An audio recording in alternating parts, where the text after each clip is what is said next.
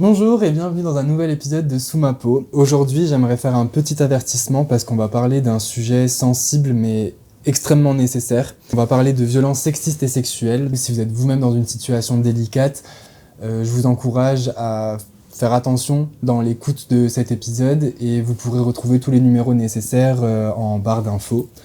Aujourd'hui, je suis en compagnie d'Anaïs. Bonjour. Avec qui on va pouvoir discuter de ce sujet parce que clairement, je ne me sentais pas d'en parler seul. Donc, merci d'être venue. Merci à toi. Si tu veux, je te laisse te présenter comme tu le souhaites. Ouais. Alors moi, du coup, je m'appelle Anaïs, je vais avoir 28 ans et du coup, je suis une femme. J'ai tenu à faire cet épisode avec Valentin parce que déjà, Valentin est quelqu'un de très safe. Et tout simplement parce que je pense que c'est important de parler aux gens qui n'ont pas forcément conscience de ce que c'est d'être une femme en 2025. Et peut-être d'ouvrir les yeux et de permettre aux gens aussi de comprendre, de savoir mieux écouter, de savoir mieux accompagner aussi les personnes autour d'eux, parce que c'est tout simplement quelque chose qu'on vit toutes et, au quotidien et qui rend forcément la vie de femme très fatigante, très compliquée. Que ce soit moi ou tous les gens autour de moi, je sais qu'une fois dans notre vie, on y a au moins été confrontés à différents niveaux, mais c'est quand même quelque chose qu'on n'a pas à subir parce que tout simplement on est une femme.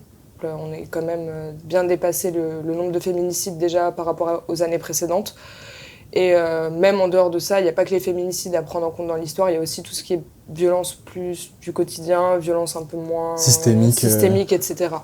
Les choses que les gens font un peu par habitude et ils ne se rendent pas forcément compte que c'est des violences quand même. Clairement, du coup, tout l'épisode va tourner autour de ça.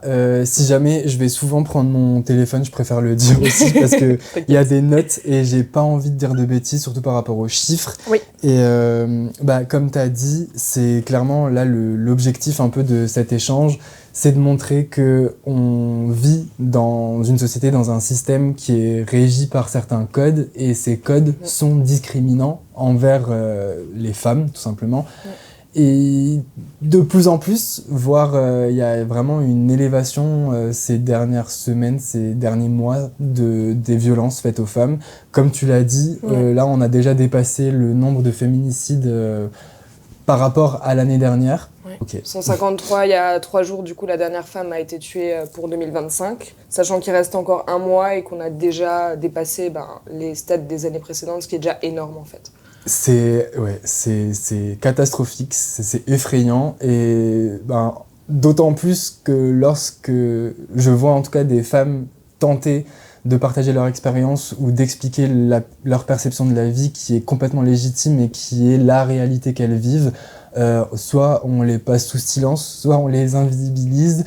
En tout cas, on prend pas ce sujet-là comme nous concernant toutes et tous, alors que si, on est un collectif, on évolue ensemble et je pense que c'est important de redonner la parole aux victimes et à celles qui sont directement concernées, en fait, tout simplement. C'est ça, et je pense qu'il y a un truc qui est très important, c'est que personne ne peut se sentir écarté du sujet parce que tout le monde a au moins une femme, que ce soit sa mère, sa sœur, sa petite copine, peu importe, en fait, on a tous des femmes dans nos groupes d'amis. Et je pense que depuis MeToo, les gens parlent beaucoup plus et en soi, on ne demande pas souvent grand-chose. En réalité, on demande surtout juste à être écouté et cru. Et ça, c'est déjà quelque chose qui n'est pas évident pour tout le monde, malheureusement, alors que on est les mieux placés pour parler de ce qu'on vit tous les jours, de ce qu'on vit au quotidien, etc. Enfin, au bout d'un moment, il y a juste à écouter les gens sur ce qu'ils vivent et peut-être juste ouvrir les yeux sur le fait que, oui, des fois, on a peur en rentrant le soir en soirée parce qu'il y a quelqu'un, enfin, des choses toutes bêtes, que les gens ne se rendent pas compte, elles ne se rendront malheureusement jamais compte parce que c'est des choses qu'ils vivront jamais, tout simplement en fait. Alors que c'est nous, notre quotidien, nous on connaît que la vie comme ça. Ça, ouais. Oui. Ça me fait super mal au cœur justement, comme tu le dis, le fait d'avoir tant de mal à se mettre à la place de l'autre ou juste comme c'est pas ta réalité, ne pas accepter que ce soit celle de quelqu'un qui est en face. Et t'as dit un truc là que je trouve super important, c'est écouter. Ça, c'est vraiment la première partie. C'est vraiment la première partie, mais c'est aussi la plus compliquée. Même pas sur ce sujet-là, il y a beaucoup de monde qui a du mal à écouter tout simplement les gens autour d'eux, alors que c'est la clé de beaucoup de choses. Quand c'est sûr que si tu n'écoutes pas les personnes autour de toi, tu ne peux pas les comprendre, tu ne peux pas savoir ce qu'elles vivent et tu ne peux pas être là pour elles non plus. Il n'y a qu'en écoutant en fait que les choses elles seront meilleures parce que sans se rendre compte des choses, on ne peut pas les faire avancer. Bah non, c'est clair, il y a vraiment d'abord prendre conscience Oui. de ce système et après discuter pour pouvoir trouver des solutions ensemble. Oui. Et la deuxième partie, t'as dit croire. Oui. Et ça, je trouve que c'est aussi quelque chose de ultra problématique dans notre société aujourd'hui. Malheureusement.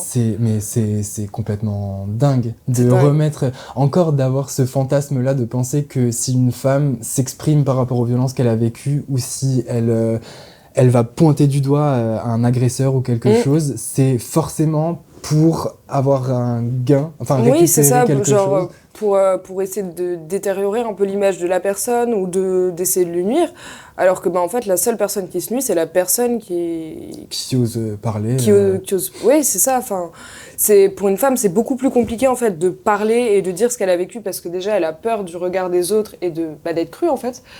Et donc au final, les gens préfèrent peut-être parfois malheureusement se taire, continuer à subir ce qu'elles subissent à leur propre détriment et laisser la personne qui est fautive et qui est coupable faire sa vie comme si de rien n'était par peur du regard des gens aussi beaucoup. Mais en plus, dans combien de cas on a vu que la femme recevait gain de cause ou que l'homme était cancel à vie, enfin, à l'heure actuelle, dans notre gouvernement ou dans les célébrités, les grandes personnalités publiques du moment, il y a énormément de gens qui ont des problèmes, ouais. qui ont été problématiques, et où ça a été fait avéré, encore, etc. On les voit encore. La victime, je pense pas qu'elle a fait ça par argent. Enfin, je vois pas l'intérêt de faire ça parce que c'est des procédures qui sont très longues, très compliquées et psychologiquement très éprouvantes. Justement, c'est 1000 fois plus courageux de parler et de dire les choses au risque de pas être cru, au risque de juste de s'afficher entre guillemets et de passer pour la folle de service, alors qu'au final c'est justement la personne qui a fait du mal qui justement est en tort en fait, et au final les rôles sont inversés et c'est au final la victime qui continue à avoir peur parce que il y a tout ça derrière, quoi. C'est ce que Madame Pellico a dit pendant son procès. Clairement, il faut que la honte change de camp. Ce n'est plus possible pour une femme de ressentir de la honte ou de la culpabilité quand elle se fait agresser.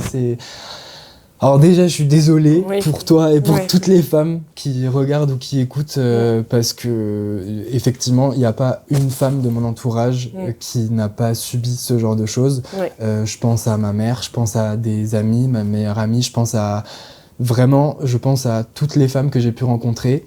Et je déteste ça, mais il faut quand même que sur ces statistiques-là, je n'en connais aucune qui a été vraiment vue comme victime, où l'agresseur a été puni, où il y a eu des suites, où il y a une justice qui a été faite.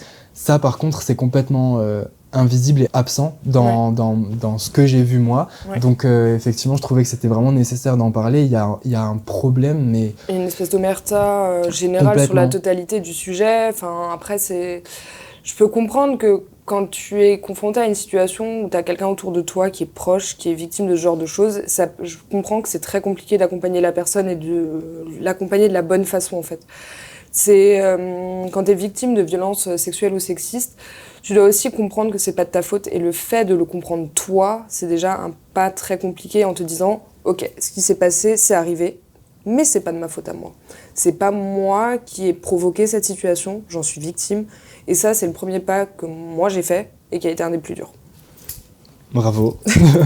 Est-ce que d'ailleurs, justement, comme tu as dit, c'est pas forcément évident de savoir comment accompagner. C'est ça. Et tu aurais des tips ou toi, de ton expérience, quel serait le meilleur comportement à adopter Être à l'écoute et faire très attention. Après, tout dépend du cas, en fait. C'est des cas très, très différents, en fait. Moi, je sais que moi, comme mes amis, on n'a pas eu besoin de la même chose. Quand on a pris conscience que ce qu'on avait vécu n'était pas OK, le plus important, c'est d'être à l'écoute et de demander à la personne « Est-ce que tu as besoin que je sois là ?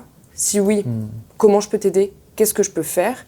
Est-ce que tu as besoin que je t'accompagne si tu veux porter plainte, etc. » C'est vraiment un dialogue et une écoute qui doit être vraiment bienveillante et vraiment totalement neutre, en mode « Je te soutiens, je ne remettrai absolument pas en question tes paroles, tes propos ou quoi que ce soit, je suis derrière toi et si tu as besoin de moi, je suis là, peu importe la façon dont je peux être là pour toi, je suis là. » C'est le « je suis là » en fait qui, moi, m'a permis d'être forte. Mais en tout cas, moi, ce qui m'a beaucoup aidée, c'est que j'ai été écoutée et que mes potes m'ont laissé me rétamer la gueule quand j'en ai eu besoin. Ils ont été là quand j'avais besoin de parler, et au moment où j'ai eu besoin de me rétamer, ça a été « casse-toi la gueule si tu veux, t'en as peut-être besoin, On sera là quand Mais même. on sera là quand même. On sera là quand même. Et ça a toujours été vraiment un discours de on est là, tu n'hésites pas. S'il y a besoin qu'on t'accompagne pour faire quoi que ce soit comme démarche, on sera là. Si tu as besoin de preuves, de témoignages, etc., on sera là. Et je pense que pour moi, le meilleur d'accompagnement, c'est le je suis là. Ouais, c'est clair. C'est le je suis là et c'est énormément d'écoute. Et que ce soit pour les amis, comme la famille, etc., il faut bien prendre en compte que c'est très dur pour la personne qui est victime d'en parler. Déjà, dans un premier temps, le fait d'en parler, c'est vraiment un truc très dur. Ce qui est important, c'est vraiment d'écouter et de laisser toujours la porte ouverte au dialogue parce que la personne ne va pas forcément attendre un moment comme par exemple là, poser pour en parler. Elle va parfois juste lancer des petits mots dans une phrase pour essayer de faire comprendre certaines choses ou avoir des réactions par rapport à certaines discussions, etc., que tu peux avoir de façon totalement anodine. Elle va avoir des réactions qui laissent entendre qu'il y a un truc qui va pas et que ça correspond pas à ce qu'elle a vécu et que du coup, là, à ce moment-là, il faut peut-être revenir plus calmement sur le sujet. Peut-être pas sur l'instant T, mais après prendre la personne à part en lui disant « Écoute, là, ce que tu as dit, c'est pas un truc qui doit se passer dans la vraie vie. Est-ce que tu veux qu'on en parle ?» Retenir quand même qu'il y a Exactement. eu ce petit... Qu'il y a eu un tic ou un hic ou quelque chose qui a fait que, là, il y a eu un petit red flag et il faut peut-être en parler. Ah, c'est vrai, ça, c'est un truc... c'est un super conseil, je trouve, parce qu'effectivement, moi n'étant pas concernée, là, je me remémore un peu des moments où il y a pu avoir des discussions. Et sur le coup, c'est vrai qu'il y a une réaction ou une parole où on comprend pas forcément. Et juste le fait de ne pas comprendre ou que ça ressemble pas à la personne que tu connais et que la personne que tu connais, c'est ça. Ouais. Ok, super conseil, ça. Enfin, j'ai l'impression, même dans les autres traumatismes, d'après ce que j'ai pu déjà lire, faire attention, on en parlait souvent aussi avec les parents et les adolescents, pour détecter une dépression ou des choses comme ça, remarquer un changement brutal d'attitude ou de comportement, c'est qu'il y a quelque chose qui bloque ou quelque chose qui s'est passé d'une mauvaise façon. Et du coup, le fait d'en parler d'une façon qui doit se passer normale, ça peut déclencher en fait des choses où tu dis « Oh, attention, j'ai pas vécu les choses comme j'aurais dû les vivre. » Et c'est ce qui s'est passé avec moi. Et dans ma tête, j'ai fait « Ouh !» Et là, j'ai commencé à totalement me fermer. Et mes potes ont capté qu'il s'était passé quelque chose de pas normal. On en a reparlé. Là, moi, j'ai conscientisé. Et c'est dans ces moments-là où la personne conscientise où il faut faire super gaffe. Et comment t'es arrivé à la conscientisation? Parce que j'imagine même dans notre éducation, on est très J'ai pas eu d'éducation à ce c'est niveau-là. ça. J'ai pas eu d'éducation à ce niveau-là, comme malheureusement beaucoup de monde. Les choses sont censées changer et devraient changer. Là, je pense que les gens ne savent pas, ne savent pas comment où commence une violence et où elle se termine, parce qu'il y a c'est un panel qui est énormément large. Après, il y a des outils comme le violentomètre qui sont plutôt pas mal maintenant de nos jours. Le violentomètre? Ouais. Je ne connais pas. Si tu vas sur le site du planning familial, tu l'as à disposition, tu peux l'imprimer, tu peux le distribuer autant que tu veux. En fait, si tu veux, c'est une espèce de règle où tu as le rouge, le orange et le vert, orange et rouge. Le vert, c'est situation saine, orange, situation méfie-toi, situation rouge, fuis. Ah, c'est super qu'ils aient fait ça. Et ça, du coup, ils le distribuent en général dans tous les événements, etc. Et tu l'as en libre service sur leur site où tu peux t'en servir, tu peux l'imprimer autant que tu veux, en faire ce que tu veux. Et c'est quelque chose qui a été plutôt pas mal développé ces derniers temps. Et des fois, tu te dis, ouh, j'étais dans le trait rouge à cette époque-là. Et je savais pas du tout. Si. Il sera en description de toute façon, parce que le planning familial, bien sûr, est une très bonne ressource et des gens qui sont là pour aider si jamais vous en avez besoin. Ouais. Mais ouais, du coup, ce qui moi m'a permis de conscientiser, en fait, c'est en parlant avec mes potes de la première relation que j'avais eue avec un garçon. Et je me souviens qu'on était en train de boire un verre ce soir-là, et je sais pas pourquoi j'en ai parlé, et tout le monde a posé son verre, et tout le monde m'a regardé, et n'a plus rien dit. Et là, dans ma tête, je me suis dit, oh, c'est bizarre. Pardon. T'inquiète. Et je me suis dit, oh, c'est bizarre. Et après, en fait, ma meilleure amie a laissé passer la soirée. Le lendemain, elle m'a dit, écoute, faut qu'on parle. Il y a un truc hier que t'as dit, il faut qu'on en parle toutes les deux. Je sais qu'on est rentré tard, mais là, faut qu'on parle. Donc là, ça a suivi une discussion très longue avec elle, où là, du coup, moi, je me suis pris une énorme claque dans la gueule. T'avais pas encore... Non. C'est cette discussion parce que pour moi, en fait, ce qui s'était passé, c'était normal. Ce qui s'était passé, c'était normal. Et là, du coup, on s'est posé chez elle, elle m'a dit, écoute, on est seuls, je veux que là, tu me racontes absolument tout ce qui s'est passé. Je m'en fous d'histoire de pudeur ou quoi que ce soit, je veux que tu me racontes absolument tout. J'ai pas réussi à tout lui raconter parce qu'en fait, mon cerveau avait oublié la moitié. Ah oui, mais ça, c'est une des protections aussi. Exactement. On reviendra dessus, mais il y a plein de mécanismes psychologiques qui se mettent en place aussi. On expliquera pour éviter que vous continuez à culpabiliser les victimes. Le corps et l'esprit se défendent et C'est ça. réagissent. Il te protège Il te en te protège. faisant oublier une partie des choses qui sont pas normales. Putain, c'est... Ouais. Et du coup, après, quand j'ai conscientisé, il y a eu une grosse période de down qui a été très longue. Et par la suite, ça a commencé à aller mieux, et en en parlant, en fait. En parlant, en étant très bien entourée. Et, Tu voyais encore cette personne J'étais amenée encore à la croiser jusqu'à ce que Ok. je quitte totalement le milieu où je pouvais la croiser. Ok. Et bon, je la croise encore, malheureusement, de temps en temps, ça va, mais voilà. Beaucoup Si je- d'agresseurs dans le coin. Ouais, voilà, il y en a un peu trop, et le problème, c'est que personne ne les connaît, en fait, ces gens-là. Enfin, personne ne les connaît, et quand les gens qui les connaissent continuent à les fréquenter, donc Oui. bon, c'est pas... Oui, il y a toujours des petites excuses ou des... Mais tu sais, mais je le connais, il est pas comme ça, jamais de la vie, enfin, c'est pas son genre, tu sais, t'essayes de l'unir en disant ça, je suis là, qu'est-ce que j'y gagne à raconter des trucs affreux sur lui qui m'a fait vivre pendant 6 mois de ma vie, genre... Non. Non, mais surtout, vous remettez pas en question, hein, mais... Non. C'est un problème de perception, tu sais. Il y a un malentendu. On te dit ça? Oui, on m'a dit ça, c'est ce que lui m'a dit quand je l'ai confronté. Il m'a dit, je l'ai pas vécu comme ça, moi. T'as rien dit, je l'ai pas vécu. Bah bien sûr, tu l'as pas... Oula. Pauvre bichette, tu Non. l'as pas vécu comme ça, toi, t'as adoré, hein. Tu es l'agresseur et je suis la victime. C'est normal qu'on n'ait pas ressenti Oui, les choses de la genre, même en fait, façon, c'est le principe, tu vois. Je t'explique que quelque chose qui est censé être logique, on n'a pas vécu la même chose de la même façon, c'est normal. Ah, C'est normal, mon grand. Mais t'avais 6 ans de plus que moi, enfin, 6 ans de plus que moi, t'aurais dû comprendre qu'il y avait un problème. Ouais. C'est là où Si il y a t'étais une- normal, tu vois. Bah oui, Si t'étais ça normal. prouve bien que de toute façon, oui, c'est vrai qu'on n'a pas forcément rappelé, ça va être très focus sur les hommes, parce que dans Oui. 96% des cas, Oui. ce sont quand même des femmes qui sont victimes, Oui. et l'agresseur est un homme. Oui. Et j'irai même plus loin en disant que dans 8 cas sur 10, c'est une personne que la victime connaît. Oui. Donc votre copain, votre père, votre oncle, votre grand-père, votre... voilà. Un de vos potes. Un de vos potes, tout à fait. Ça peut être n'importe qui, en fait, que vous connaissez, ça peut être votre employeur, votre collègue, ça peut être n'importe qui, en fait. Il n'y a pas de... Faut arrêter aussi en 2025 d'avoir cette idée du mec qui te viole ou qui s'en prend à toi, en fait. C'est forcément un inconnu que tu croises en rentrant de soirée ou quoi. Mm. En général, la menace, elle est déjà proche de toi, déjà de base sans que tu t'en rendes compte, sauf que ton entourage, c'est les personnes en qui tu as confiance, avec qui tu vas baisser ta garde et avec qui tu vas pas forcément te méfier. Et tu vas laisser passer peut-être certaines choses que tu ne laisserais pas passer, que ce soit des remarques ou des gestes ou quoi que ce soit, que tu ne laisserais pas passer avec un inconnu parce que tu baisses ta garde, vu que c'est des gens en qui tu es censé avoir confiance. Bah, en plus, je trouve que cette désinformation, elle participe aussi au fait que vous n'arriviez pas, attention, c'est pas de votre faute, hein, Oui, mais c'est...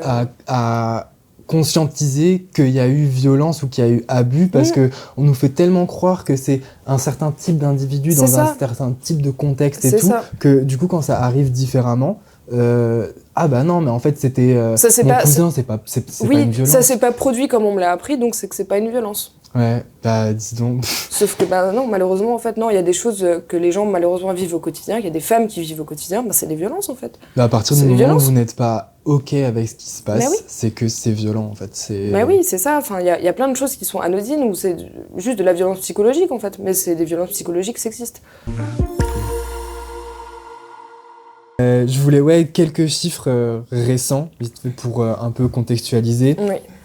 En 2024, les services de police et de gendarmerie ont enregistré 122 600 victimes de violences sexuelles, plus 7% par rapport à 2023. Oui. Et puis on est encore en augmentation en 2025. Oui. Parmi les victimes de violences sexuelles, 85% sont des femmes et parmi les agresseurs, 96% des hommes.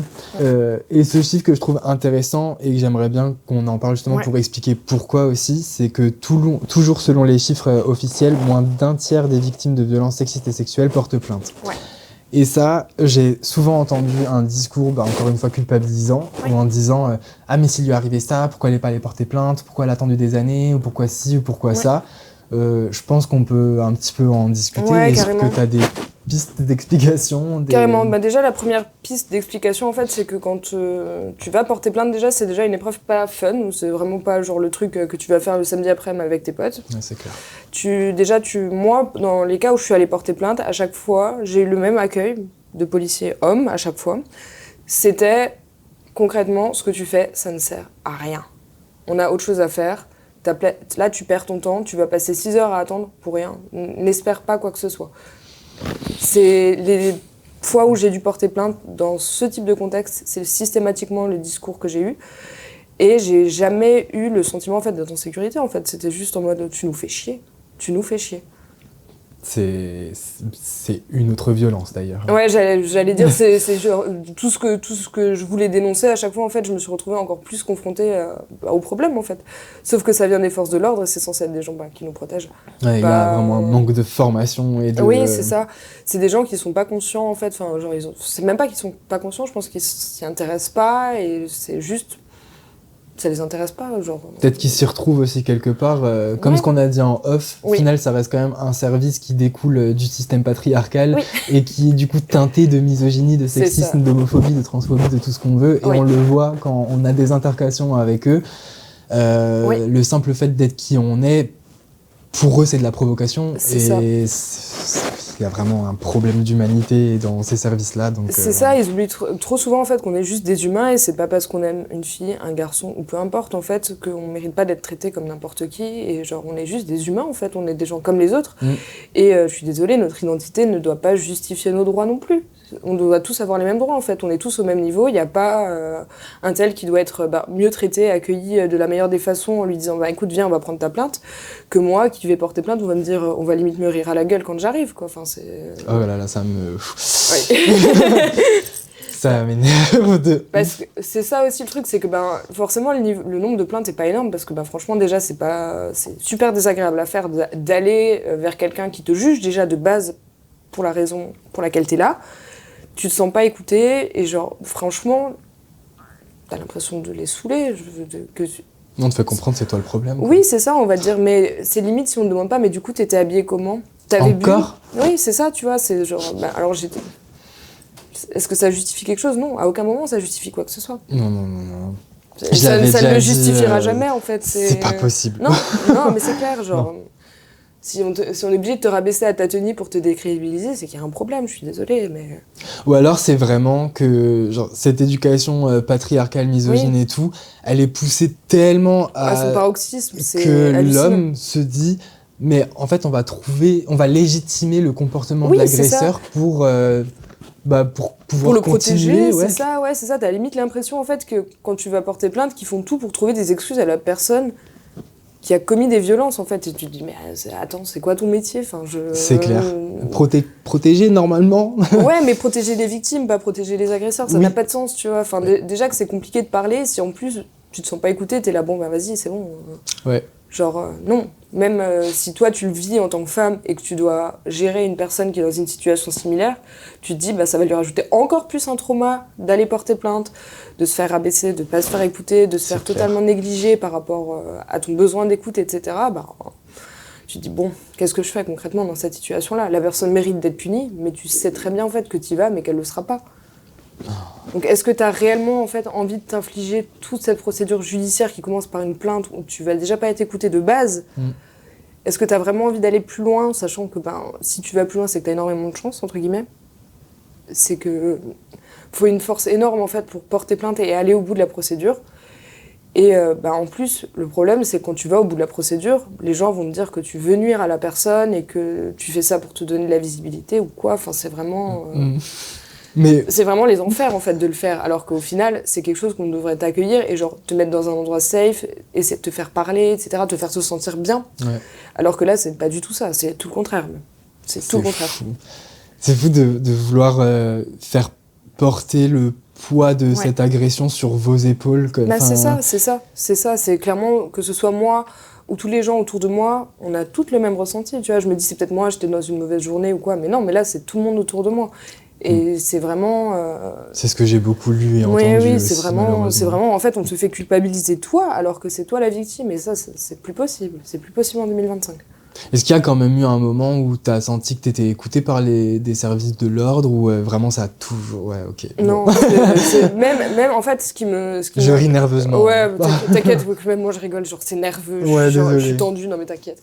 Non, même tu vois, j'ai été reçue par des hommes majoritairement, aucune écoute, même par les femmes, pas d'écoute. Ah ouais. Parce qu'à part, elles se sentent pas concernées en fait, elles se disent on est des forces de l'ordre, il nous arrivera jamais rien, ce genre de choses, tu vois. C'est vraiment genre... tu nous fais chier. Moi, c'est le ressenti que j'ai eu à chaque fois. C'était tu nous fais chier. Tu nous fais chier, on fera rien. Ouais, c'est ça, et on te le fait comprendre, en fait. C'est ça le truc, tu vois. On te le fait comprendre. C'est horrible. C'est genre, déjà, t'es pas bien de base, et en plus, on te rajoute ça dans la tronche, t'es là, vas-y, c'est bon. Bah en fait, ça m'a fait grave les frissons avant Ouais. quand tu disais aussi, enfin ça rejoint ce que tu disais, Ouais. en fait on est seul. Là, c'est ça, tu te retrouves seul en fait.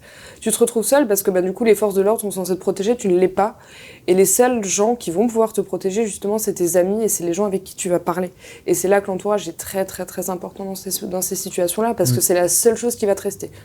C'est clair. Donc, moi, j'ai eu de la chance, j'ai toujours de la chance d'être très, très bien entourée et d'avoir des gens autour de moi qui sont formidables et qui m'ont toujours écoutée. Mais je sais qu'il y a des gens qui n'ont pas cette chance-là. Ah oui, non mais... Je sais qu'il y a des gens qui n'ont pas cette chance-là, malheureusement, même, ça reste quelque chose de compliqué et les gens ont, je pense, énormément de mal aussi à savoir se positionner quand tu es le cul entre deux chaises, on va dire, quand tu connais la victime et que tu connais l'agresseur. Et ça, Je vois. Je pense qu'il y a plusieurs voix aussi. Ouais, je pense que bon. beaucoup de monde se reconnaîtra. C'est certes compliqué, mais au bout d'un moment, il faut aussi savoir porter ses couilles. Et je trouve aussi il y a quelque chose qui montrerait qu'on a cette envie d'évoluer positivement et de vous redonner la place que vous méritez et qui devrait être la vôtre.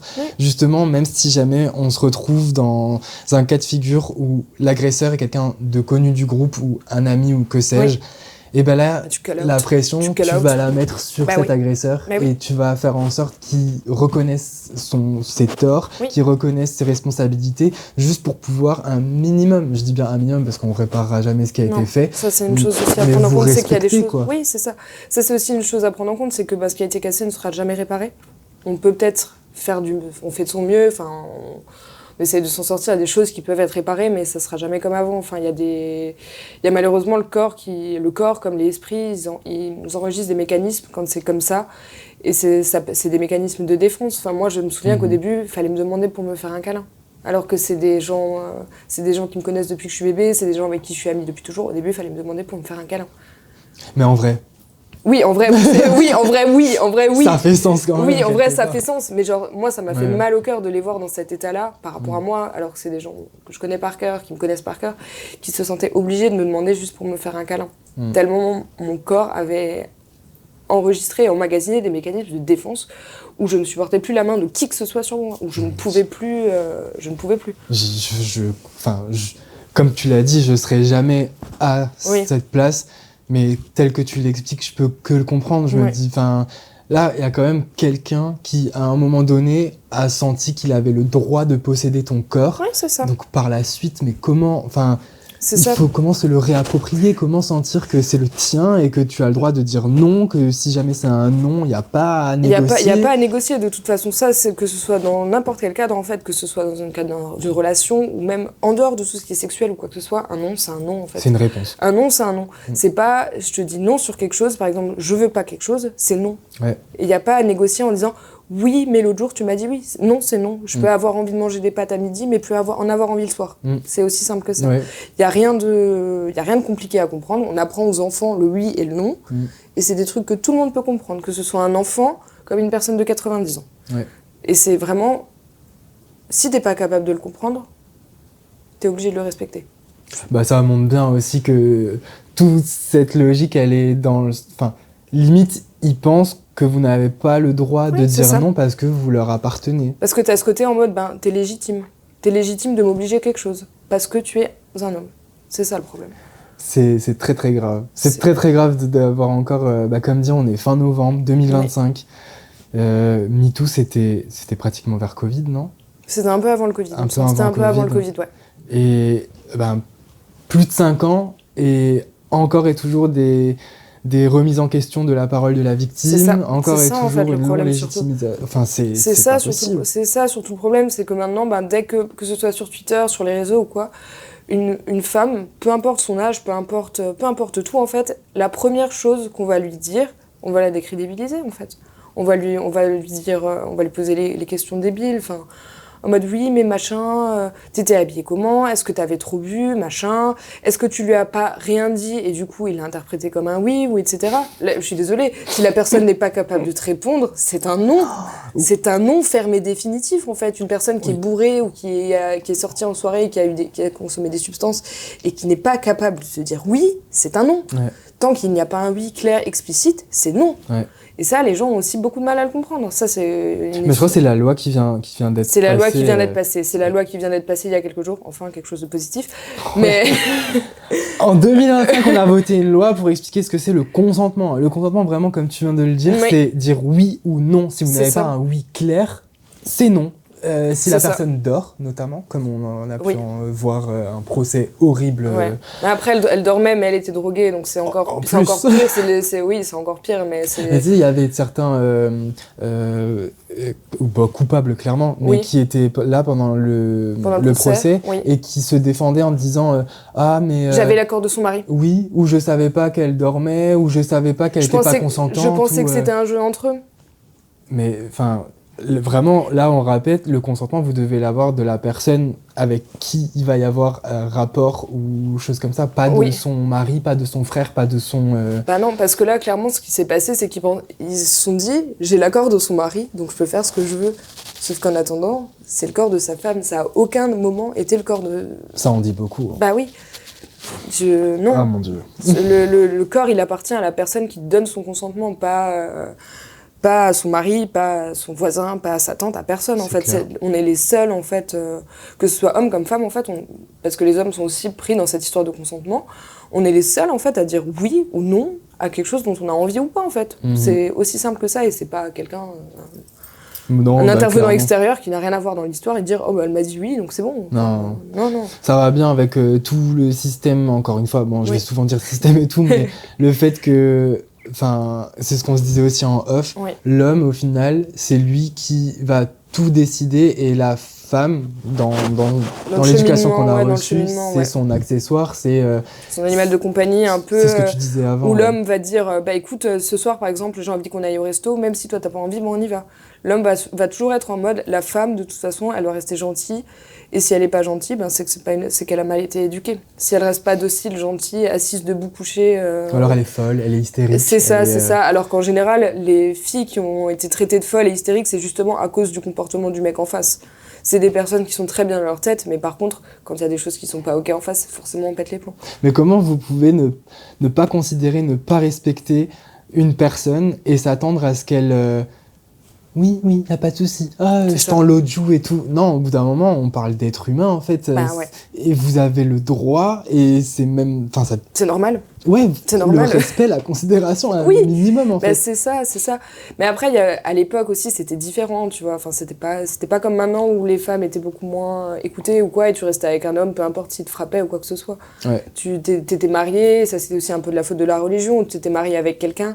Et après, soit tu avais le bon choix et tu t'en sortais bien, soit tu subissais toute ta vie. Les choses ont aussi changé par rapport à ça. Enfin, maintenant, on mettait pas dans la tête la possibilité que si jamais tu n'es pas heureuse ou épanouie, tu peux partir. C'est ça, oui, c'était bon, t'as choisi, maintenant tant pis, débrouille-toi, quoi. D'ailleurs, on jette pas la pierre à toutes les personnes qui sont dans une situation compliquée, qui n'arrivent pas ou qui ne peuvent pas... C'est aussi quelque chose de très compliqué de sortir de ce... Voilà, on ne veut pas du tout... Non, clairement pas. C'est pas l'esprit, on va pas vous culpabiliser. Quand on est sous emprise de quelqu'un, en fait, c'est tellement compliqué déjà de se rendre compte, de l'accepter et de s'en sortir, parce que forcément, en fait, il y a différentes personnalités en face, que ce soit du pervers narcissique ou quoi. C'est très compliqué de sortir de l'emprise de la personne qui nous fait du mal, en fait. Enfin, la personne, elle est persuadée que de toute façon, en fait, peu importe ce qu'elle vous fera, vous allez rester. Et justement, en fait, le plus important, pareil, dans ces situations-là, en fait, c'est d'en parler aux gens autour de soi, de s'entourer et de trouver la force, justement, de partir quand c'est comme ça, pour se protéger soi-même et se respecter.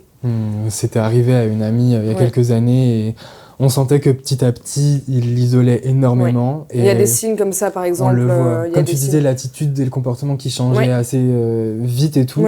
Et du coup, le seul truc qu'on avait décidé de mettre en place avec une autre amie, c'était qu'elle, ça passait parce que c'était une femme. C'était une femme, donc il voyait pas ça comme un danger. Exactement. Donc elle arrivait à avoir toutes les semaines un petit peu des petites infos et en fait on se partageait ça jusqu'à être sûr qu'elle était en sécurité et que la relation se termine. Que tout soit bien et que jusqu'au moment où elle sort de cette emprise-là. Mais c'est la seule chose, comme ce que tu disais avant, être présent. Être présent, c'est que ça en fait, parce que même en étant présent, sans avoir le moindre doute, en fait, tu peux justement déceler des petits comportements qui sont pas normaux, tu vois. Parce que forcément, quand la personne elle est focus dans sa relation, elle se rend peut-être pas forcément compte que par exemple de la jalousie poussée à un certain stade, c'est dangereux, ça peut être des violences, etc. Et il y a plein de choses en fait, des petites choses du quotidien que tu peux remarquer qui sont pas normales et tu peux tomber le problème. Comme ça s'est passé avec moi, tu peux avoir des discussions du quotidien en fait avec tes potes et mettre le doigt sans faire exprès sur quelque chose de très traumatisant, de très pas normal. Et ça, du coup, justement, comme dit, l'écoute de A à Z. Et c'est justement souvent en écoutant que tu te rends compte que oups, j'ai mis le doigt sur quelque chose qu'il fallait pas. Et tu penses parce que toi, du coup, dans ta tête, tu banalises ce comportement, t'es en mode, vu que c'est tous les jours, en fait, c'est même pas un problème. C'est ça, tu dis, bon, tous les jours en rentrant, il me bouscule, machin, c'est pas grave, il a passé une mauvaise journée. Ça commence par ça. Ça commence souvent par ça. Ça commence souvent par ça, et après, tu vas te prendre un truc. Oui, mais tu sais, j'ai passé une mauvaise journée au travail, machin, tu pourrais être compréhensive, ce genre de choses. Alors que, non, en fait. Non, je suis pas un meuble. Je te bouscule, et après, tu dois me comprendre. Ouais, c'est ça, je te bouscule, j'ai passé une mauvaise journée, mais tu dois me comprendre, en fait. Tu dois rester gentil, douce et docile. Va faire à manger. Ça m'énerve tellement. Ouais. Je sais, moi aussi. D'ailleurs aussi, c'est peut-être le moment de le dire, mais il va falloir se réveiller collectivement. C'est pas qu'aux femmes de porter ce problème sociétal sur les épaules. Ouais. On a besoin des mecs... Là, c'est très cisgenré, parce que je parle vraiment d'un problème très binaire dans l'hétéronormativité, etc. Oui. Mais on a besoin que ce combat soit porté par les hommes aussi. Oui.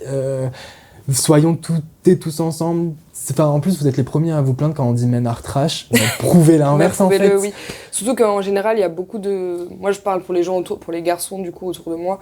Il y a énormément de bonne volonté. Vous savez pas trop, en général, comment nous aider quand on vous parle de certaines choses. On vous demandera jamais de trouver une solution. On vous demande pas d'être des super-héros comme on vous l'apprend quand vous êtes des garçons et des petits garçons. On vous demandera juste de nous écouter.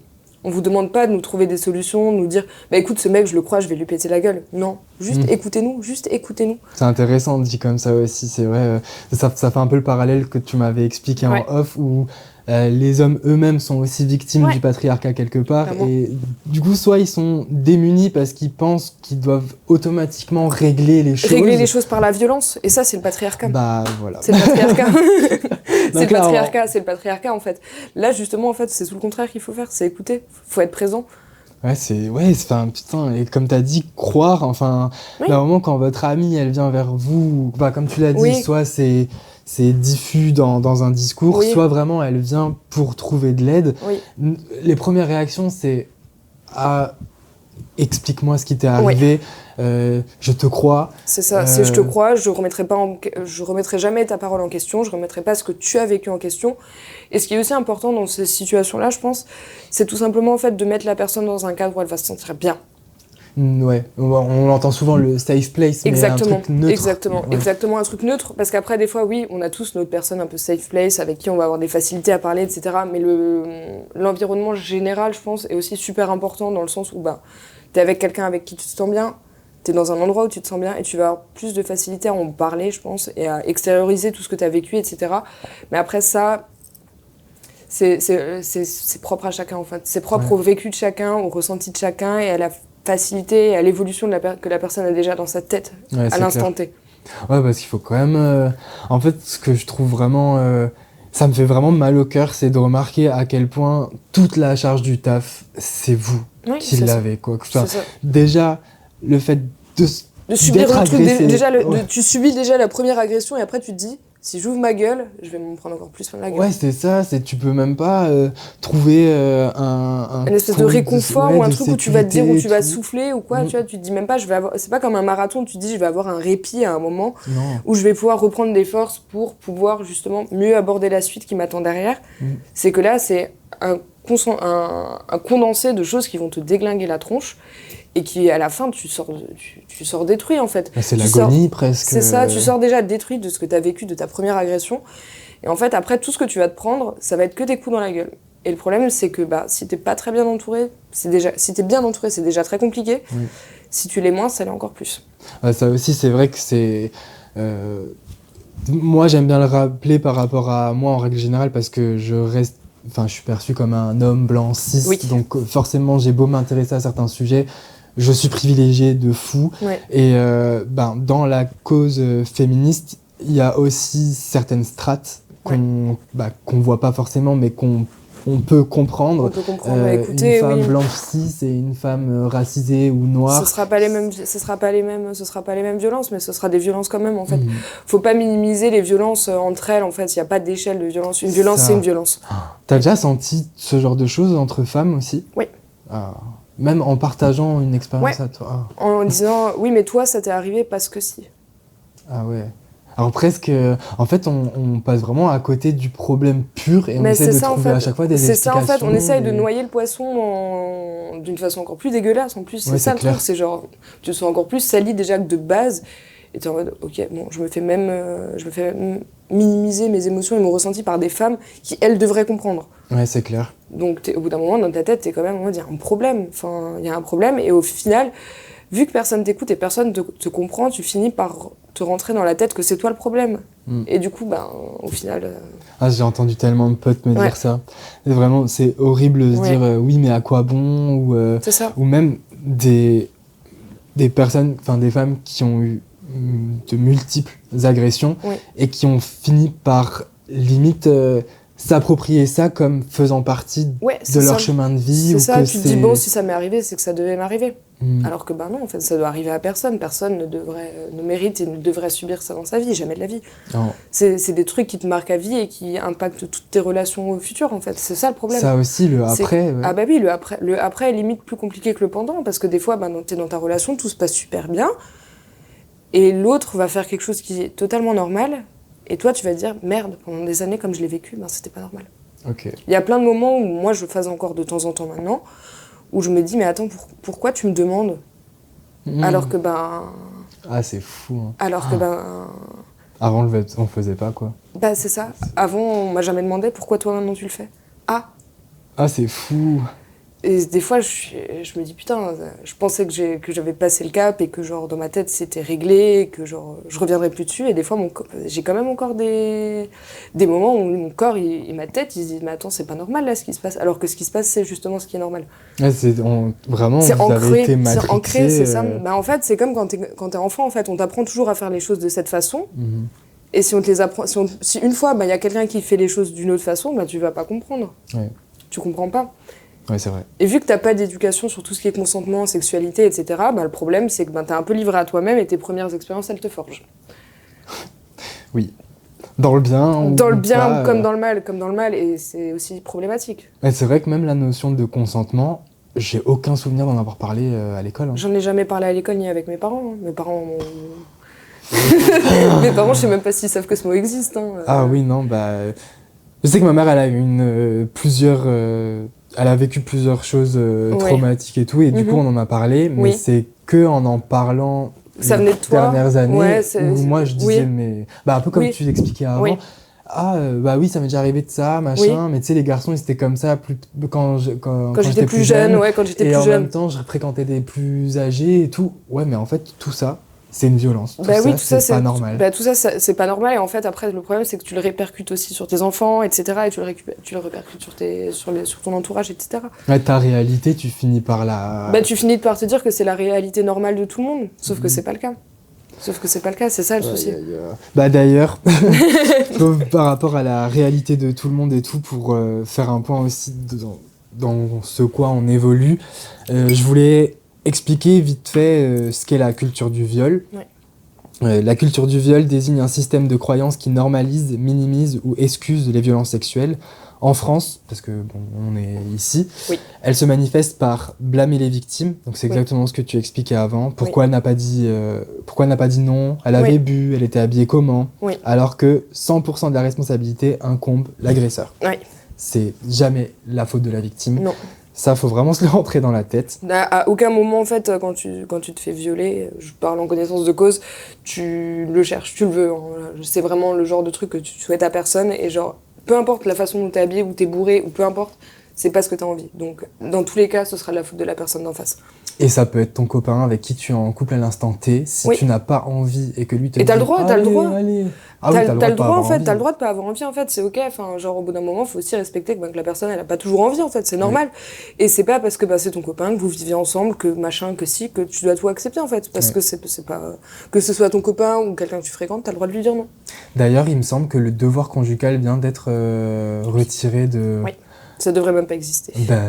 Ce fameux devoir conjugal qui... À quel moment, en fait, on doit quelque chose à quelqu'un, on lui doit le respect, on lui doit plein de choses, mais on lui doit pas du sexe, enfin, c'est jamais la vie. Ça prouve bien que les relations n'étaient vraiment pas basées sur l'amour, à la base. Non, et même sur l'équilibre d'une relation, enfin, je suis désolée, mais au bout d'un moment, si tu te forces pour quelqu'un, c'est que ce soit n'importe quoi, si tu te forces pour quelqu'un, c'est que t'aimes pas la personne. Ah bah non, clairement. Je suis désolée, tu respectes la personne que t'as en face, tu l'aimes, tu ne la forceras jamais à faire quelque chose qu'elle a pas envie. Bah c'est ça en fait. Ça coule de source en fait, je sais même pas pourquoi je le dis alors que c'est normal. Bah non mais complètement, et tous ceux qui ont le discours, ils ont même pas le discours parce qu'à mon avis ils le conscientisent pas. Ils le conscientisent pas, je pense. Si vous pensez que vos volontés valent plus que celles de votre partenaire, c'est que vous vous trompez, vous êtes à côté de la plaque. Il va falloir changer quelque chose. Il va falloir revoir l'égalité des sexes. Il y avait aussi, ça aussi tu l'as dit avant, de toute façon je pense que t'as bien décrit tout ça. Minimiser les violences, c'est pas un viol, c'est un dérapage. Ça il y a eu un malentendu. Juste une main. Il y a eu non en fait, c'est pas juste une main, c'est pas juste une main. Encore rire nerveux, hein, désolé. Oui, beaucoup trop. Ça aussi, ce qui fait partie de la culture du viol et qui est systémique, sexualiser les femmes très tôt, l'hypersexualisation des jeunes filles, normalisation des rapports dominants-dominés, ça à cause du porno, à cause aussi de toute l'industrie cinématographique qui même pas que cinématographique, tout ce qui est publicité, etc., tout est sexisé. Tout ce qui est image, à chaque fois on renvoie le message que si elle dit non, faut ça quand même tenter. Ça veut peut-être dire oui. Ça veut peut-être dire oui. Tout ça, c'est faux, c'est un fantasme, c'est pas la réalité. Oui. Douter systématiquement de la parole des victimes, seulement 12% des viols donnent lieu à une plainte et moins de 1% à une condamnation ferme. Et là, c'est les chiffres d'Amnesty. Oui, c'est les chiffres officiels. C'est chaud. Oui, c'est beaucoup trop chaud. Le rôle central du patriarcat, le patriarcat crée un monde où les hommes sont socialisés à dominer, c'est dans leur éducation, on est censé être des prédateurs.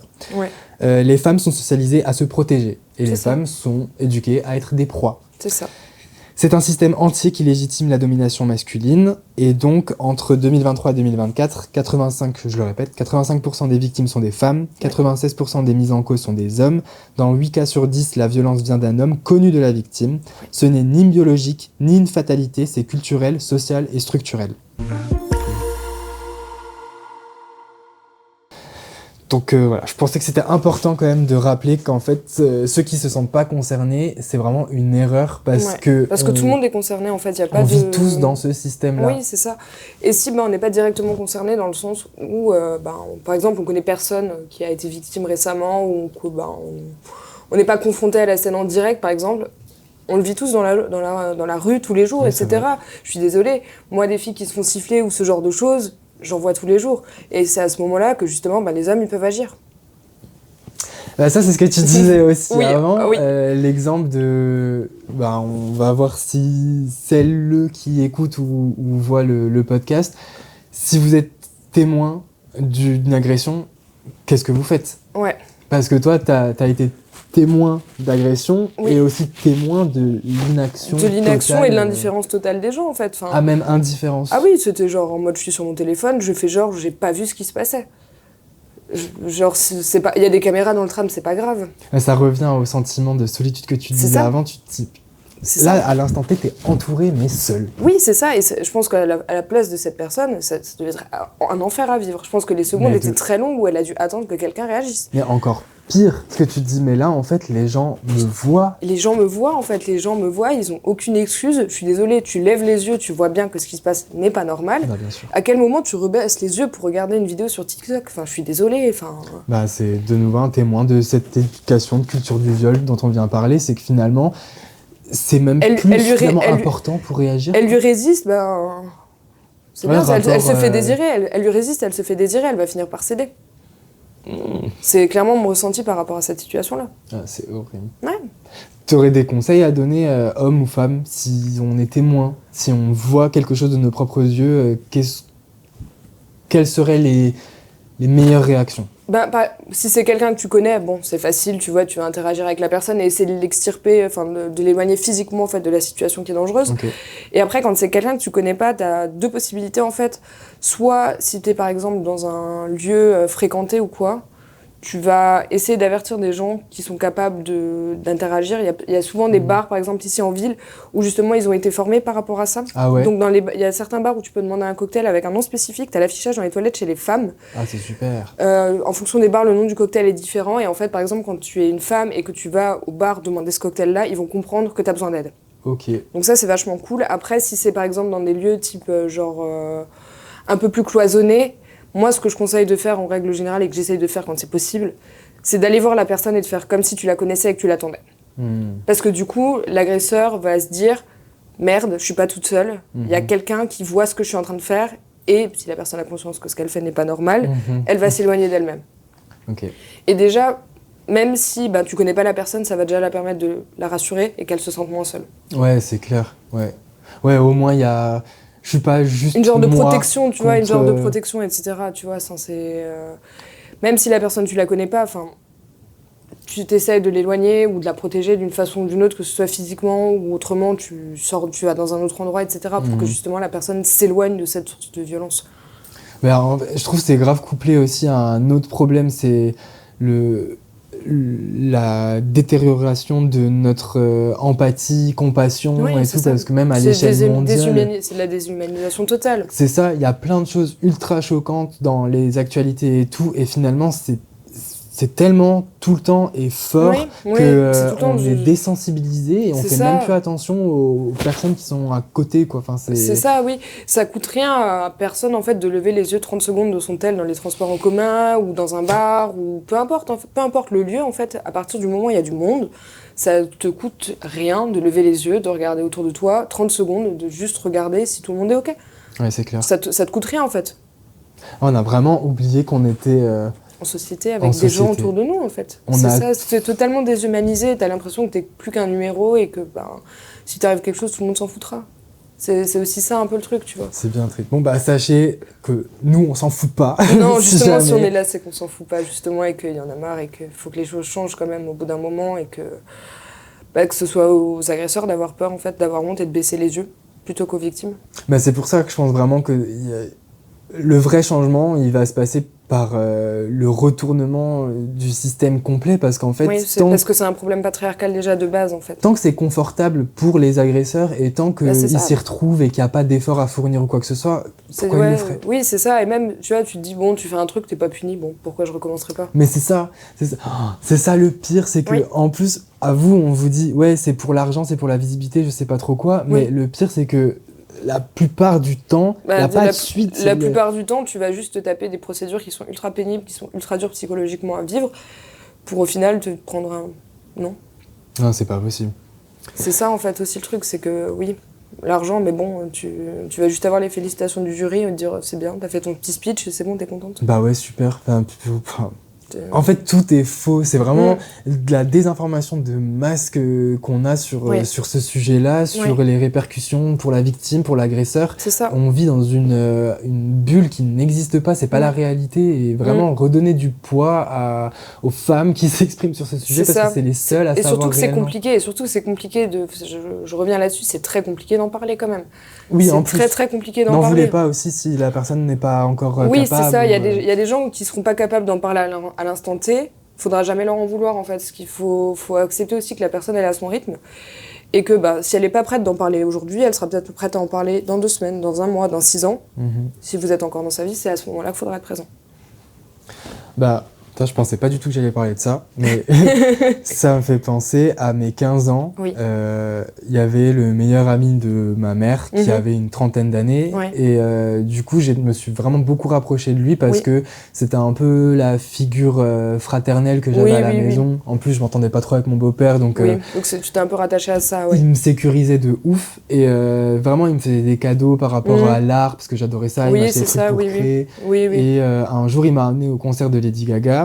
À Stras, et j'ai remarqué après dans la chambre d'hôtel qu'il n'y avait qu'un lit, et bref, passons les détails, mais dans la nuit je me suis réveillé et il avait effectivement ouvert ma braguette et sa main sur mon ventre. j'ai paniqué, machin. C'est normal.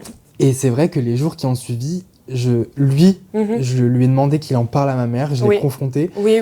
Mais moi, personnellement, j'arrivais pas à me dire... Oui, parce que ton cerveau, il veut te protéger, il veut oublier. Il veut tout simplement oublier. Oui. J'en suis arrivé à me demander si j'avais envoyé des signaux Oui, aussi. si est-ce que tu avais à un moment, moi aussi, c'est ce qui s'est passé dans ma tête, je me suis dit, est-ce qu'à un moment, j'ai laissé une porte ouverte que tu aurais pu laisser penser que, alors que jamais de la vie. Bah, rien que le fait de se poser cette question-là, c'est que clairement... Intentionnellement, non.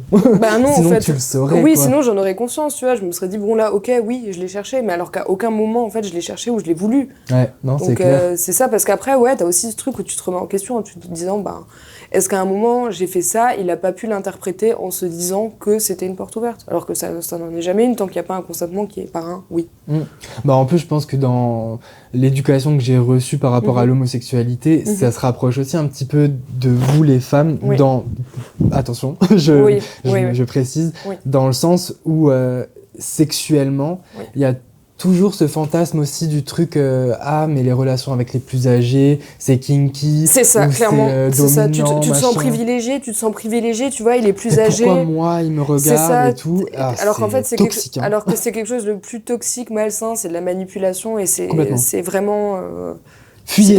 J'allais dire, c'est à fuir, c'est un énormissime red flag, c'est à fuir. Quelqu'un qui a 15 ans de plus que vous et qui sous-entend qu'il pourrait y avoir une relation avec vous, c'est pas normal. Non, c'est clairement pas normal et à aucun moment ça doit l'être. À aucun moment, enfin... Vous vivez pas dans les mêmes réalités, lui il a une vie active, il a des responsabilités, il a des factures à payer, vous êtes encore un adolescent en pleine construction, vous ne connaissez pas réellement, vous êtes dans l'admiration, il y a un rapport de domination qui se met en place. Ça, la dernière fois que j'en avais parlé sur TikTok, je me suis pris de gays mecs. Non, mais c'est n'importe quoi. Moi, ça fait 10 ans que je suis avec un mec qui a 15 ans de moins que moi et on vit là. Il y a un rapport de force, mais à partir du moment dans une relation, il ne doit jamais y avoir de rapport de force. Bah non, clairement. Ça doit être un pied d'égalité pour l'un comme pour l'autre. Et à partir du moment où, de toute façon, il y a un rapport de force qui s'installe, faut fuir. Il y a un déséquilibre. Il y a un déséquilibre et c'est... quand t'aimes quelqu'un, tu veux pas d'un déséquilibre. Ouais, t'as raison de rappeler ça à chaque fois. Tu considères la personne, en fait, comme quelqu'un qui vaut la même chose que toi et à aucun moment, en fait, tu dois lui infliger quoi que ce soit, ni la rabaisser, ni la bousculer, ni quoi que ce soit, en fait. Logiquement, t'es censé améliorer au maximum. Tu veux qu'elle soit bien, soit bien, en fait, c'est ça. Tu peux pas être un bourreau de plus dans sa vie, Non, c'est ça, parce qu'après, ça sert à rien d'être dans une relation avec quelqu'un qui t'apporte rien de positif, ça ne sert à rien. Bah ça, c'est un très bon conseil aussi. Si jamais vous sentez que la personne avec qui vous êtes vous dessert plus qu'autre chose, c'est que c'est peut-être pas la bonne personne. Hein. C'est ça, et personne ne vous oblige à rester. L'essentiel, c'est que vous soyez heureux, heureuse. Et c'est le plus important, en fait, dans une relation. Priorisez-vous. C'est ça, faut savoir s'écouter aussi. Il y avait aussi j'avais marqué idée à intégrer, mais c'était plus... En fait, à chaque fois, c'est en réponse à ce que tu expliquais aussi. Mettre la responsabilité... Pardon, j'ai craché. Mettre la responsabilité où elle doit être sur les agresseurs, pas sur les victimes. Souligner que la majorité des violences sont commises par des hommes ordinaires, pas par des inconnus dangereux. Montrer que les violences sexuelles ne sont pas des faits divers, c'est un problème politique, culturel et systémique. Ça, c'était le point que je trouvais important. Parler de dissociation, du trauma, du blackout. Expliquer pourquoi les victimes ne crient pas, ne se débattent pas, ne se souviennent pas. T'as la sidération. En fait. C'est un phénomène psychologique. C'est ça, c'est un truc psychologique où ton cerveau, ton corps ne vont plus répondre. Et c'est là, tu pourras pas crier, tu pourras pas te débattre et tu vas juste attendre que le mec ait fini. C'est triste à dire, mais c'est le seul moment où ton corps va, entre guillemets, revenir. Et ton cerveau va oublier tout ce qui s'est passé. C'est ce que j'ai souvent entendu dans les podcasts, les femmes victimes qui expliquaient... en fait, c'est... T'as l'impression que tu sors de ton corps, en fait, et que peu importe, même si t'es en colère, si t'as envie de crier ou quoi, tu n'y arrives pas. Tu fixes le plafond, t'attends, et tu peux pas te débattre parce que ton corps, il est totalement figé. Ah, c'est fou. Hein. La preuve que corps et esprit c'est lié, dialoguent énormément et lié, pour la protection, ils shut down. Ouais, c'est ça. C'est vraiment en mode, tu t'en souviens pas, mais le problème, c'est que ce qui se passe, ça te marque psychologiquement comme physiquement. C'est ça aussi le souci. Est-ce que la cicatrice psychique, elle peut se Résorber? Ouais, ou vraiment elle restera Je à pense vie. que résorber à 100%, c'est pas possible. Je pense que de toute façon, en fait, le mal qui a été commis, tu peux pas le réparer, peu importe ce que tu fais, peu importe si t'es encadré par les meilleures personnes du monde, si tu vas chez le psy, etc. Mais après, je pense que chacune est capable de faire le travail sur elle-même déjà pour aller mieux. Mais dans tous les cas, je pense que pour moi, c'est pas réparable à 100%. Tu casses en fait quelque chose chez la personne ou tu lui voles son corps. Et c'est pas... la personne, elle s'en souvient. Toi, tu t'en fous peut-être, mais la personne en face, elle s'en souvient. Ouais, c'est un préjudice quand même très très fort. Et... C'est ça, c'est ton intimité en fait, c'est ton corps, c'est quelque chose qui t'appartient, avec qui tu commences ta vie, avec qui tu finiras ta vie. Donc c'est vraiment quelque chose qui va te suivre, dont tu peux pas te défaire. Donc c'est un peu emprisonner en fait la personne dans un corps dont tu l'as dépossédé. Et la personne va devoir apprendre. Après, tu peux travailler sur toi de plein de façons différentes. Tu as plein de façons de te réapproprier ton corps qui sont propres à chacun, ça pareil. Mais tu n'effaceras pas ce qui s'est passé. Mais tu peux pas effacer. En fait, tu auras peut-être toujours des moments où ton corps il va te dire ouf.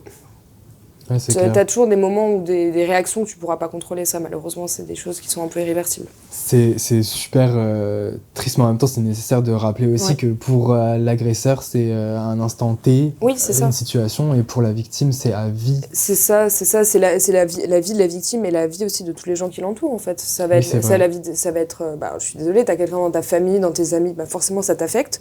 Ta copine vit ça t'affecte. Bien sûr. Et le problème, c'est que après, ça te suit pendant toute ta vie. Ça te suit et ça, en fait, c'est comme de la fumée que tu traînes autour de toi et qui va toucher tous les gens qui te touchent. Ouais. Donc forcément, en fait, tu te dis, mais putain, le mec, il a fait ça pour son propre plaisir et moi, derrière, ça me flingue ma vie. Ouais, c'est clair. Tu te dis, mais attends, à quel moment tu te permets de flinguer ma vie pour ton propre plaisir? Mais ça va pas dans ta tête. Ouais, c'est ça. Genre, parce que t'avais envie. Oui, c'est vraiment ça la seule motivation. C'est ça, genre, t'avais envie, je sais pas, tu fais comme tout le monde, tu vas dans ta chambre, tu prends ton paquet de mouchoirs. Ouf. Enfin, je sais pas. Il y a plein de moyens. Je sais pas, je sais pas. Non, clairement. T'es pas aucune pas excuse, un objet sexuel. T'as aucune excuse, mon corps ne t'appartient pas, ne t'appartiendra jamais. Ouais. Et à aucun moment tu dois l'approprier, non, jamais. J'avais vu là une femme qui donnait l'image de, par exemple, un vase ou un miroir qui s'est brisé. Oui. Vous allez le recoller, mais vous verrez toujours les fissures. C'est ça, c'est exactement ça. C'est ça, il y a toujours des trucs, des propos ou des gestes qui feront que des fois ça peut revenir, quoi. C'est malheureusement ça. Il y a des choses où le corps a quand même une mémoire traumatique, même si le cerveau blackout, le corps a quand même vachement une mémoire qui est traumatique. Et il suffit des fois même... Vous passez en soirée, par exemple, vous touchez quelqu'un, ça peut être un truc délicat. Une odeur. C'est ça, une odeur, un parfum, un endroit, une musique, ça peut être des trucs totalement anodins, mais le cerveau, en fait, va l'associer à quelque chose qui l'a traumatisé, et ça peut provoquer des crises d'angoisse, ça peut provoquer énormément de choses, et ça, comme dit, il faut rester vigilant aussi là-dessus. Ça explique aussi, des fois, quand on demande pourquoi vous n'avez pas parlé plus tôt ou quoi, comme tu l'expliques, vu qu'il y a ce truc traumatique qui a bloqué tout souvenir, d'un coup, il y a un truc déclencheur de l'extérieur. C'est ça, il y a tout qui pète en fait, ça peut être un tout petit truc anodin, c'est ça en fait que je dis qu'il faut faire très attention. Ça peut être une toute petite étincelle qui peut déclencher un énorme incendie derrière, donc c'est clair. Quand t'imagines, j'ai une amie qui a été victime dans son enfance par le grand-père. Oui. Ça a mis du temps avant de vraiment conscientiser tout ce qui s'était passé et tout. Oui. Et par contre, chaque année, c'est de la pression en plus dans la cocotte minute. Et le jour où ça pète, waouh, effectivement, l'entourage est super important. Et la prise en charge aussi judiciaire, pour l'instant, qui n'est pas suffisante, mais qui est inexistante même. C'est tous les gens qui t'entourent par la suite qui vont t'aider à plus ou moins gérer le... C'est ça, et si t'as un bon entourage solide, t'arrives à te reconstruire, à réaccepter d'avoir un homme dans ta vie, etc. Mais ça aussi, d'ailleurs. Ouais, parce que c'est ça, en fait, le truc, c'est que tu te dis, il y a quelqu'un qui m'a volé quelque chose sans que je l'autorise à le faire. Comment est-ce que je peux donner ma confiance à quelqu'un en prenant le risque de revivre la même chose ? Ouais, c'est vrai. Donc c'est pour ça que je disais qu'en fait, le problème, c'est que ça affecte toutes les relations derrière aussi. En fait, ce questionnement, tu l'auras à chaque nouvelle rencontre. C'est ça, c'est ça. Donc tu dis, bon, ok, je fais confiance à la personne, mais je lui donne aussi le pouvoir de réouvrir les plaies que je me suis battue à refermer. Ouais, c'est clair. Donc c'est pas évident, en fait. Le problème, c'est pas qu'on se dit, bon, vas-y, je suis allée porter plainte, c'est réglé, je mets le truc sous le tapis. C'est ça aussi le problème, c'est que ça te suit toute ta vie.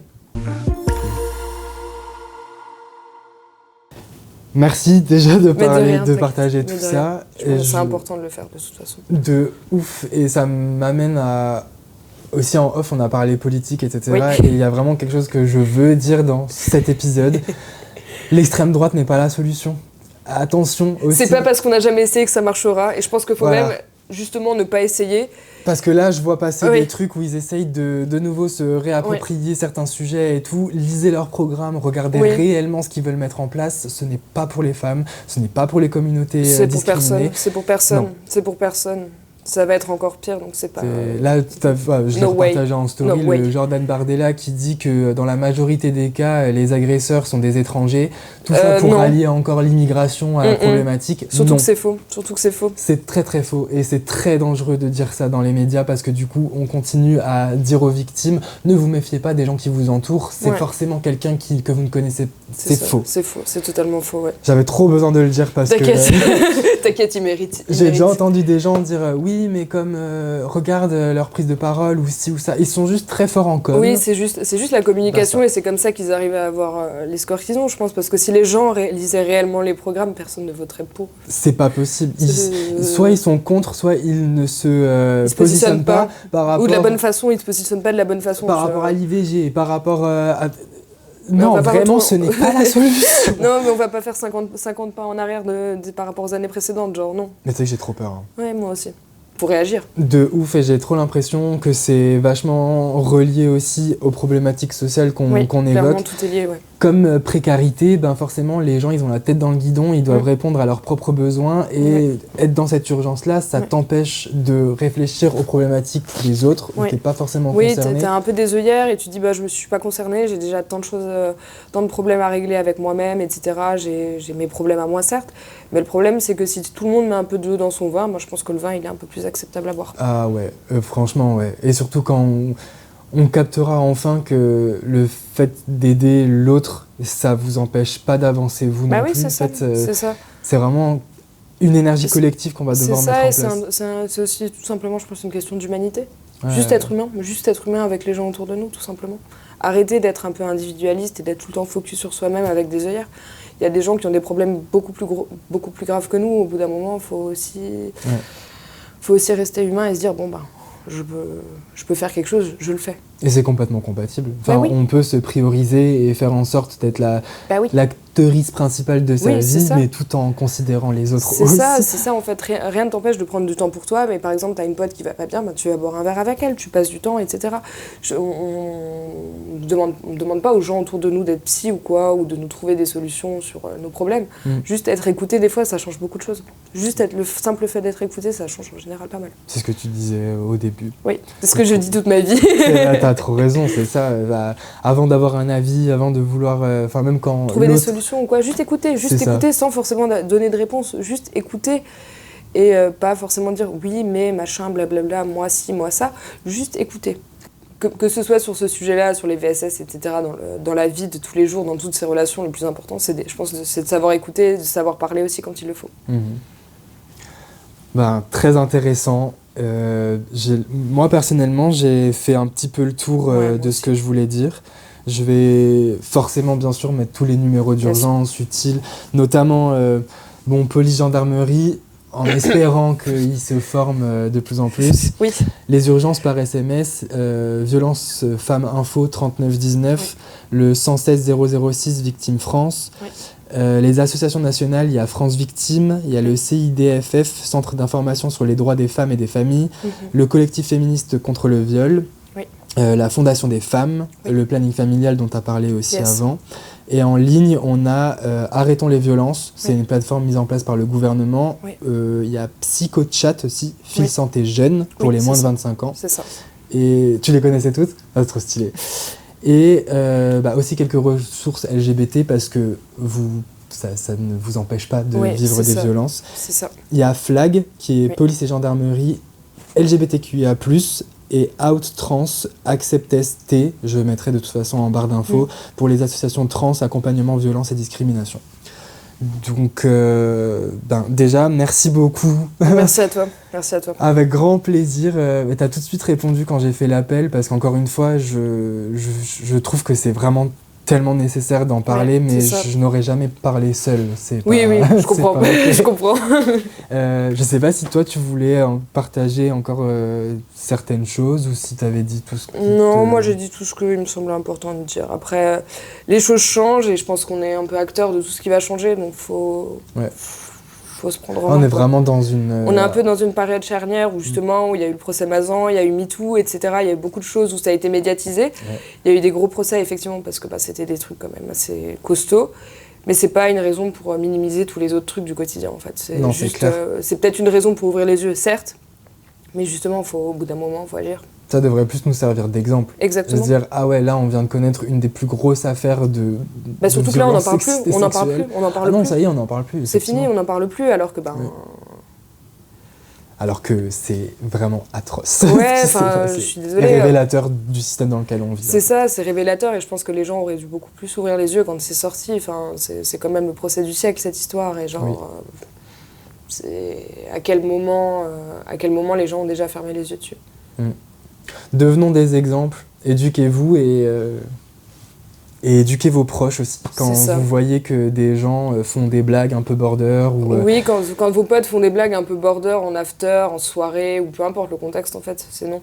Il y a des choses sur lesquelles on ne rigole pas. C'est non en fait, c'est ça, et on peut rire de tout avec tout le monde, mais il y a des limites à pas dépasser en fait. Le respect de chacun, c'est une chose sur laquelle il faut pas rigoler, faut rester à sa place. Et juste genre non, il y a même pas à justifier, c'est juste non. Non, et croire les victimes. Oui, c'est ça, et les écouter. Merci beaucoup. Merci à toi. Voilà, c'est la fin de cet épisode. Merci à toutes et tous qui ont écouté, vu. Merci à toi Anaïs d'avoir préparé tout ça avec moi. Avec plaisir. Et on se revoit très vite pour un prochain épisode, sûrement l'année prochaine. Là, j'aimerais trop le sortir celui-là. Là en décembre. Yes. Ce serait cool qu'ils finissent l'année sur ça. Sur une note positive. Sur une moralisation de l'année pour faire mieux l'année prochaine. J'allais dire justement, c'est pour les bonnes résolutions en fait, pour 2026. Ce serait bien, ouais. Donc voilà, très bonne soirée, journée et n'oubliez pas de prendre soin de votre monde intérieur. Bye bye. Ciao. Ouais. Merci. Mais merci à toi.